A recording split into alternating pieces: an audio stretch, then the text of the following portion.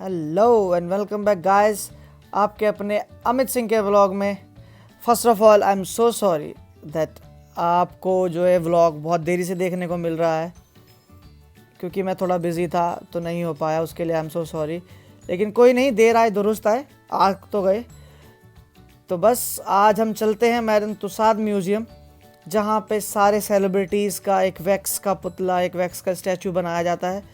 काफ़ी famous attraction है घूमने के लिए लंदन में। तो चलिए चलते हैं, देखते हैं क्या नज़ारा है। ये है स्लॉ का रेलवे स्टेशन, जहाँ से हम ट्रेन पकड़ के लंदन चलेंगे और फिर देखते हैं क्या होता है।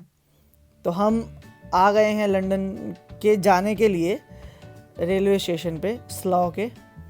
ये प्लेटफॉर्म है, आप डिफरेंस देख सकते हैं। मैं बोलना नहीं चाहता क्योंकि R India is the best, but फिर भी आप डिफरेंस देख सकते हैं कि यहाँ के प्लेटफॉर्म में और हमारे इंडिया के प्लेटफॉर्म में। मेरे को जो है वो लंदन पैडिंगटन के लिए वो ट्रेन पकड़नी है, जो कि 9:18 पे आएगी। तो उसके लिए हम वेट करते हैं। तब तक फिर हम आपसे थोड़ी बहुत बातें वगैरह करते हैं और आपको बताते हैं कि आगे क्या क्या करना है। ये प्लेटफॉर्म है, देख लीजिए आप। साफ़ सफाई तो खैर है ही, बट फिर भी R India is the best.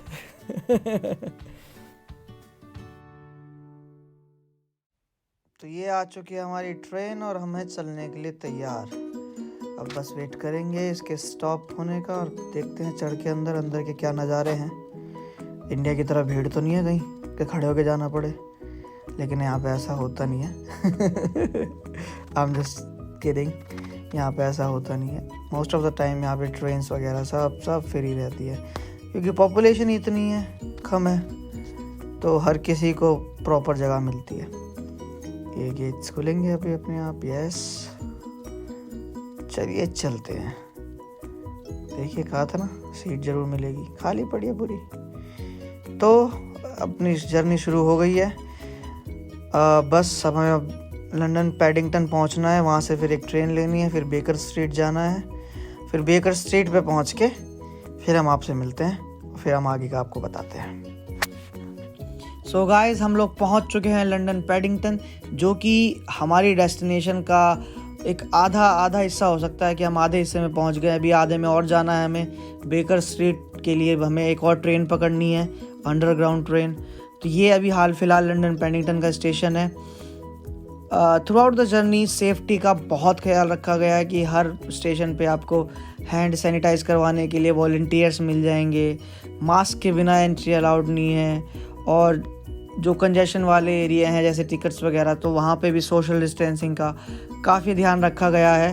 तो ये चीज़ का थोड़ा बेनिफिट है कि आप अपने आप को सेफ़ समझेंगे while travelling.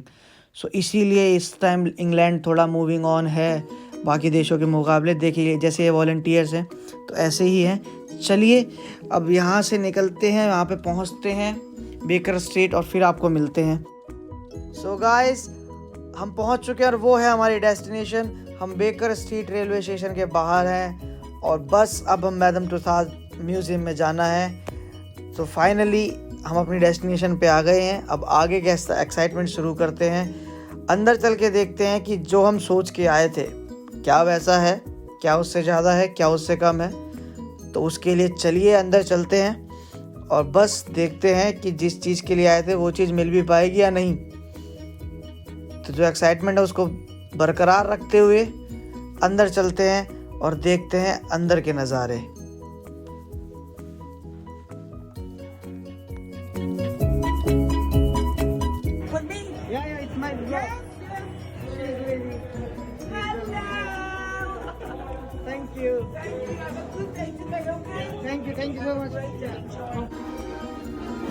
Ladies and gentlemen, it's time to walk on the red carpet for the 83rd A-list party here at Madame Tussauds. So guys, finally हम आ चुके हैं मैडम तुसाद म्यूज़ियम के अंदर, और ये है सबसे पहले एंट्री करते ही हमें मिलते हैं मॉर्गन फ्रीमैन, जिनको हमने शॉशैंक रिडेम्पशन में और बहुत सारी लूसी मूवी, इन सब में हमने देखा इनको। देखिए कितने रियल लगते हैं। और ये है इस म्यूज़ियम की खासियत कि जो चीज़ आप देखोगे आप उनमें डिफ्रेंशिएट नहीं कर पाओगे कि ये रियल है या ये एक वैक्स का पुतला है।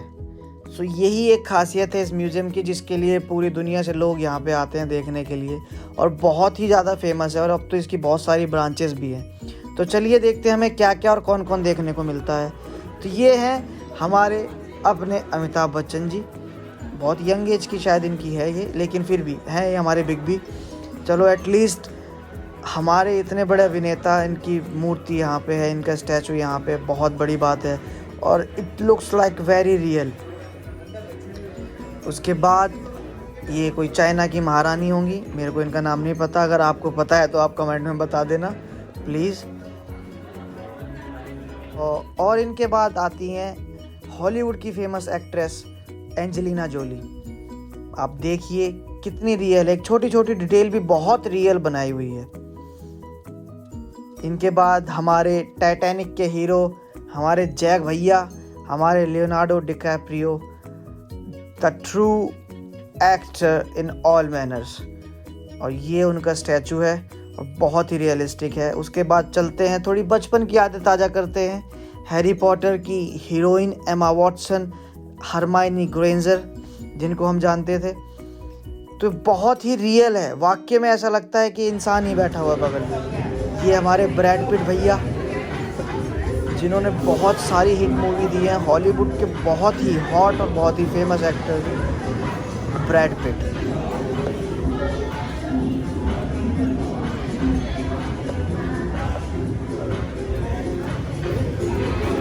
इसके बाद आती हैं हमारी अपनी प्रियंका चोपड़ा जी, जिनके स्टैचू को देख के वैसा वाकई में लगता है कि वो बिल्कुल साक्षात आपके सामने खड़ी हैं और आपसे कह रही हैं कि फ़ोटो क्लिक करो। So it's so much realistic, और इसी चीज़ के लिए फेमस है ये मैडम तुसाद, कि वो आपको रियल चीज़ें दिखा। तो प्रियंका चोपड़ा जी के बाद आते हैं हमारे अपने किंग खान मिस्टर शाहरुख खान, और आप एक एक डिटेल्स देख सकते हैं कि आंखों की मूवमेंट से लेके बालों के हिलने तक सब कुछ ऐसा लगता है कि रियलिस्टिक है। तो यही खासियत है और यही देखने हम आए हैं। आगे चलते हैं, ये है हमारे पायरेट्स ऑफ कैरेबियन के हीरो जैक स्पैरो, और उसके बाद हैं हमारी सबकी अपनी फेमस दीपिका पादुकोण जी। इन्होंने भी यहाँ पे आने का मुकाम हासिल कर लिया है कि ये भी यहाँ पे इनका एक वैक्स का पुतला है। So that's a quite huge thing for everyone and it's a proud movement as a Indian, कि आपके अपने एक्टर्स की स्टैचू जब यहाँ पे है देख के अच्छा लगता है, प्राउड फील होता है। तो इसके बाद चलते हैं आगे, वो ड्वेन जॉनसन हमारे रॉक, और ये हमारे डॉक्टर स्ट्रेंज, जिन्होंने डॉक्टर स्ट्रेंज का कैरेक्टर निभाया था, बेनेडिक्ट कम्बरबैच, और इनके साथ एक दो एक्टर्स और हैं, मेरे को नाम नहीं पता है। अगर आपको नाम पता है तो प्लीज़ कमेंट्स में करके मुझे बताएं, मेरी जनरल नॉलेज और बढ़ाएं, बहुत अच्छा लगेगा मुझे। लेकिन आप ये देखिए कि एक एक चीज़ को रियलिस्टिक वे में बनाया गया है।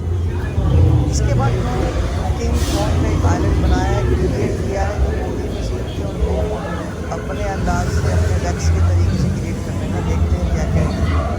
तो ये है कॉन्ग आइलैंड, यहाँ पे वॉइसेस से लेकर यहाँ की आवाज़ें, यहाँ के पत्तों का नीला हवा, सब कुछ रियलिस्टिक लगता है आगे चल के आपको, और आपको शौक हो जाएंगे कि वाकई में ये सब है। ये चलते हैं अभी, यहाँ पे ये देखिए, ये एक स्पाइडर है ऊपर, और ये ऐसा देखने में लगता था वाकई में आप जब डर जाओगे, ये सब देखोगे ना रियल के सामने। तो ये देखिए स्पाइडर बना रही है, वैक्स से ये सब कुछ वैक्स का होता है। और ये है इस मूवी के हीरो, आपको पता, अगर पता हो तो प्लीज़ कमेंट में बता देना। एक एक चीज़ डिटेल्स देखिएगा आप, कि टी शर्ट पे जो सलवटे हैं उससे लेकर बंदूक की पिस्टल का कलर से लेकर बेल्ट का कलर, एक एक चीज़, इनफैक्ट उनकी वेन्स वो तक आपको सामने देंगे। और ये है सबसे शॉकिंग चीज़, इस किंग कॉन्ग की आंखें मूव करती हैं, लिटरली आंखें मूव करती हैं, इसके जो जॉ है वो हिलता है। तो बहुत बहुत डरावना लगता है आवाज़ के साथ, आंखों से एकदम अचानक से बहुत बहुत मतलब अच्छा लगा। वैक्स क्या क्या बना सकते हैं, नेक्स्ट ही लेवल पे ले गए। चलिए आगे चलते हैं, देखते हैं और क्या क्या नया है। ये हमारे चार्ली चैपलिन, सब इनको जानते हैं, बहुत फेमस चार्ली चैपलिन जी। वही अंदाज, मूंछों को ऐंठते हुए। तो एक एक चीज जो रियल है, देखिए हाथ में जो वेन है वो तक दिख रही है। So that's awesome. ये हमारे Robert Downey junior, I think so, हाँ जी, आयरन मैन के जो जिन्होंने किरदार निभाया था वो। इसके बाद यस, ये है हमारे जेम्स बॉन्ड 007 लुक। देखिए आप कह ही नहीं सकते कि कोई इंसान नहीं खड़ा है, कोई सेलिब्रिटी आपके साथ खड़े होकर फोटो नहीं खिंचा रहा है। ऑसम। ये उनकी हेड मिसिस एम।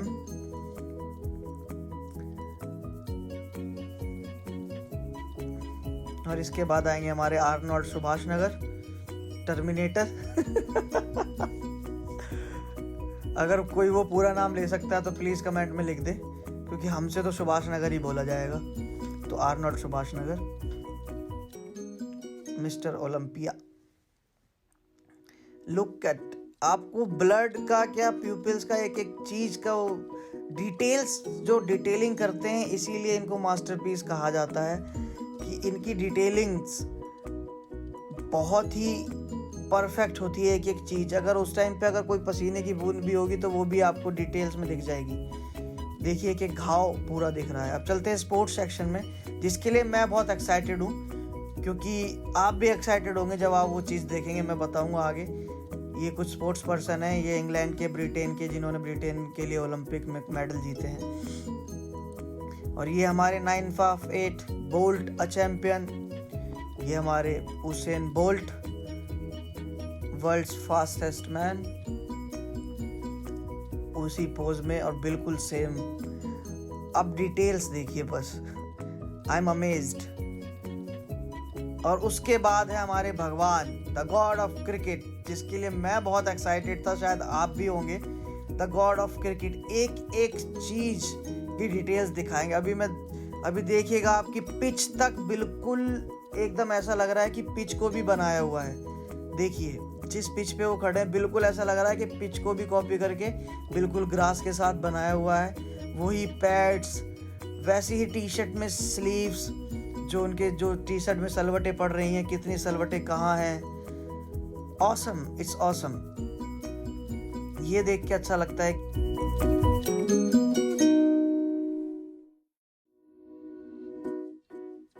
और ये है रॉयल फैमिली, यहाँ की क्वीन एलिजाबेथ के साथ उनका परिवार।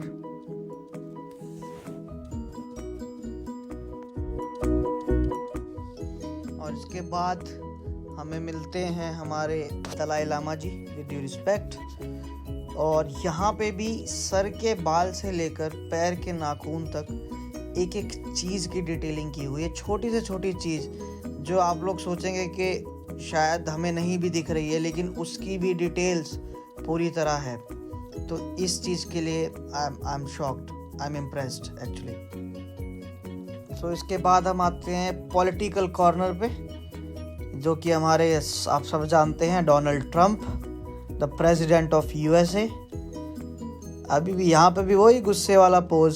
सो बिल्कुल डिटेलिंग कॉपी की हुई है एक एक चीज़ की। देखिए बेल्ट भी वैसे ही पकड़ रखी है जैसे ये पकड़ते हैं। सो ये चीज़ के लिए मैं बहुत इम्प्रेस्ड हूँ। इसके बाद हैं Boris Johnson, the prime minister of England. एक एक चीज, सूट, वो टाई का टेढ़ा होना, हर एक चीज। इसके बाद बराक ओबामा जी, बेस्ट यूएसए प्रेसिडेंट मैं कहूँगा। और वैसे ही इनका स्टैचू भी बिल्कुल बेस्ट बनाया गया।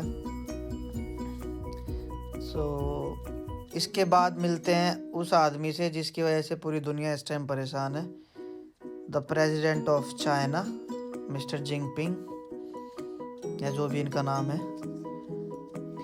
सो गाइस, अब थोड़ा म्यूजिकल कॉर्नर की तरफ चलते हैं, और जहाँ पे सबसे पहले देखने को मिलेंगे हमें the Beatles, the famous English rock band, जो कि बहुत फेमस थे। और इनके बारे में कहा जाता है कि this band is regarded as the most influential band of all time.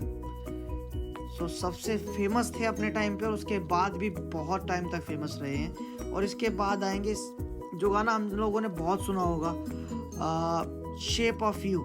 Shape of you गाने के सिंगर राइटर एड शीरान। और इनकी आप देखिएगा, इनकी डिटेलिंग, इनके हाथ के एक एक टैटू से लेके इनकी रिस्ट के बैंड तक हर एक चीज़ की डिटेलिंग है जो कि बहुत ही अमेज करती है लोगों को। आपको लगेगा ही नहीं कि ये कोई स्टैचू खड़ा हुआ है। यही खासियत है और इसी खासियत की वजह से थ्रू आउट द म्यूज़ियम के टूर में मैं इम्प्रेस होता आया हूँ मैडम तुसाद म्यूज़ियम में। तो इसके बाद आगे चलते हैं। ये है मिली साइरस, अमेरिकन सिंगर और अमेरिकन एक्टर एज वेल, बहुत फेमस है। और इनके बाद आते हैं और इनके बाद हमें देखने को मिले the king of pop, Michael all Jackson. I am just kidding, Michael Jackson ji, the king of pop, the inventor of moonwalk, a pure dancer, a legend. और जिस लेजेंड को जैसे सैल्यूट मिलना चाहिए था, जैसे कि उनको अप्रिसिएशन मिलना चाहिए था वाकई में, वैसे ही मैडम तुसाद वालों ने दिया है। Exact statue.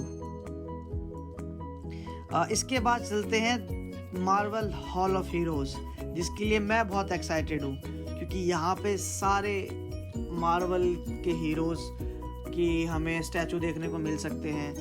क्योंकि और जो कोई भी मार्वल का फैंस होगा वो वाकई में चाहेगा कि मैं उन मार्वल्स के स्टैचू को देखूं या मार्वल्स के उन पर्सनैलिटीज़, उन सेलिब्रिटीज़ से मिल पाऊं, चाहे वो किसी भी फॉर्म में हो। सो ऑलवेज़ एक्साइटेड रहता है। तो हम चलिए देखते हैं कि हमें किस किस हीरोज़ के स्टैचू देखने को मिलते हैं और कैसे होते हैं वो। तो आइए आगे चलते हैं, मेरे साथ चलते हैं।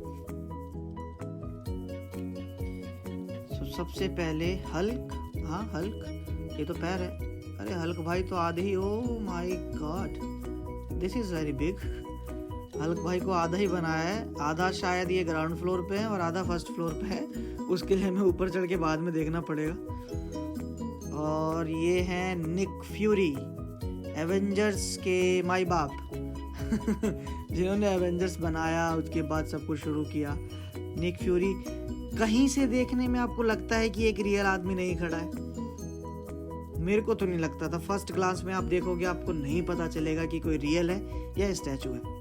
तो चलिए गाइस आगे चलते हैं, देखते हैं किस किस मार्वल हीरोज़ के हमें स्टैचू देखने को मिल सकते हैं और वो कैसे होते हैं। मतलब एग्जैक्ट जो हमने देखे हैं मूवीज़ में वैसे ही हैं या थोड़ा बहुत कहीं जाके उनमें डिफरेंस आ गया है, तो देखते हैं।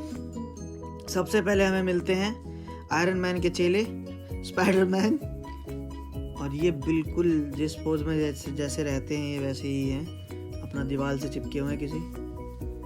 तो इट लुक्स लाइक रियल, कोई डिफरेंस नहीं है। आप नहीं कह सकते कि ये जो आपने मूवीज में देखा था उससे डिफरेंट है, नो, टोटली। उसके बाद आती हैं मार्वल, ओहो मार्वल, कैप्टन मार्वल दीदी हमारी, जो कि बताया गया था मूवी में सबसे पावरफुल है सारे एवेंजर्स में, और बिल्कुल exact. Look at the hairs, उसके बाद लुक एट द आर्म्स, और उस पर कैसे उन्होंने वो बना रखा है अपना फिस्ट। सो और यहाँ पे एक छोटा सा प्लेइंग के लिए था कि आप उनकी पावर को इस्तेमाल कर सकते हैं। Just move your hand and you will use her power. Quite funny but it's nice, like it's look very real. Captain Marvel के बाद हमें देखने को मिलते हैं हमारे गुस्सैल द हल्क, और यहाँ पे भी बिल्कुल वैसे ही इनको दिखाया गया है हल्क की तरह। यहाँ पे भी इन्होंने तोड़फाड़ मचा रखी है, रेलिंग तोड़ रखी है, और ये डिटेलिंग देखिए कि किस तरह से उन्होंने रेलिंग के बीच में से इनका हाथ दिखाया कि ये कुछ ग्रैब करना चाह रहे हैं। सो बहुत ही टिपिकल डिटेलिंग की हुई है कि एक भी डिटेल्स मिस ना हो जाए, और लाइक अ परफेक्ट।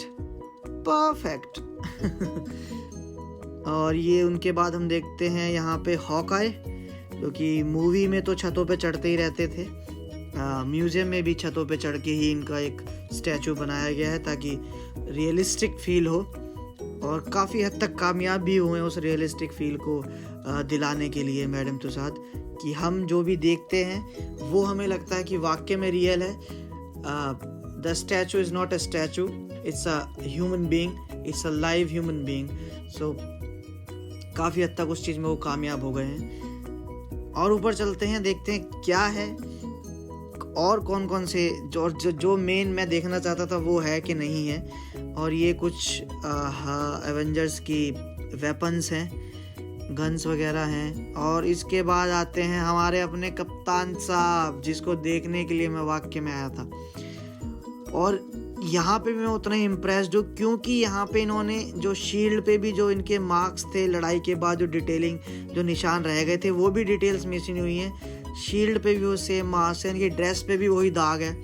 तो ऑसम वर्क, आप देखिए कितना रियल लग रहा है। इसके बाद चलते हैं और हमारे अपने सबके favourite Iron Man, the man with technology.